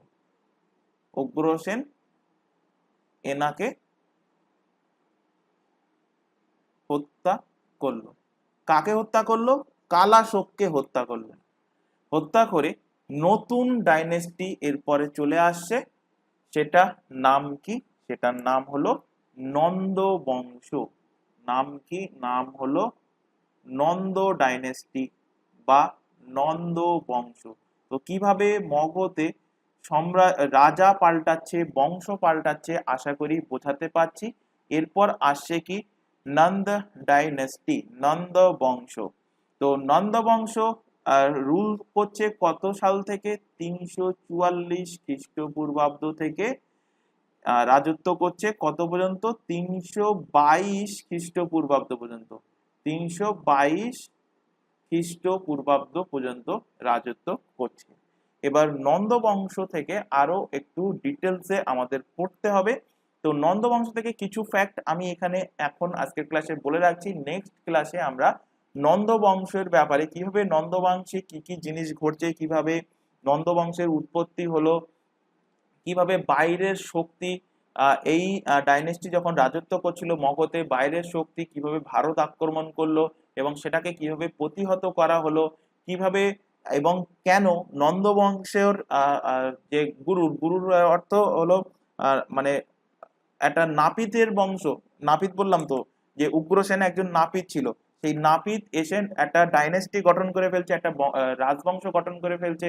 তো রাজবংশ মানে কি? রাজবংশ মানে রাজারা ছিল আগে ক্ষত্রিয়, মানে সমস্ত রাজারাই কিন্তু ক্ষত্রিয় হতো। কিন্তু এখানে এমন একটা ডাইনেস্টি পাওয়া যাচ্ছে, নন্দ ডাইনেস্টি, যেখানে নাপিতরা এসে কি করছে? সাম্রাজ্য চালাচ্ছে, তাও মগধের মতো শক্তিশালী একটা সাম্রাজ্য। তো কিভাবে সেই সাম্রাজ্য দেখবে যে তোমরা ফেসবুক বা তোমরা ইউটিউবে দেখবে যে সমস্ত রিলস ভাইরাল হয়, বিশেষ করে একটা ছোট ছোট নাম বলছি না, এক্সাম্পল দিচ্ছি। দেখবে বিভিন্ন ফুড ব্লগাররা যে সমস্ত যারা নতুন নতুন বা ছোটখাটো জায়গায় বসে যারা খাবার বিক্রি করছে তাদেরকে ভাইরাল করে, তাদের যখন ফার্স্ট টাইম ভাইরাল হয় তাদের দেখবে বিহেভিয়ার একরকম থাকে, পরবর্তীতে দেখবে বিহেভিয়ার চেঞ্জ হয়ে যায়। তো অল্প শিক্ষিত হলে বা যদি ঠিক মানে যেটুকু দরকার তার থেকে বেশি যদি পেয়ে যায়, তখন দেখবে লোকে পাগলামি শুরু করে। তেমন পাগলামি শুরু করে দিয়েছিল এই নন্দ বংশ, এবং এদের এই গুরুর বা এদের এই দিমাগ ভাঙার জন্য একজন ব্যক্তি এসেছিল, তার নাম হলো চাণক্য, যার নাম হলো কৌটিল্য, এবং যাকেই বলা হয় বিষ্ণুগুপ্ত। সেই বিষ্ণুগুপ্ত কিভাবে কাকে নিয়ে সেটাও বলে দেবো আজকের ক্লাসে, চন্দ্রগুপ্ত মৌর্যকে নিয়ে কিভাবে কোন প্ল্যানে নন্দ বংশকে ধ্বংস করলো, এগুলো নিয়ে ডিটেলসে আমরা নেক্সট ক্লাসে আলোচনা করব।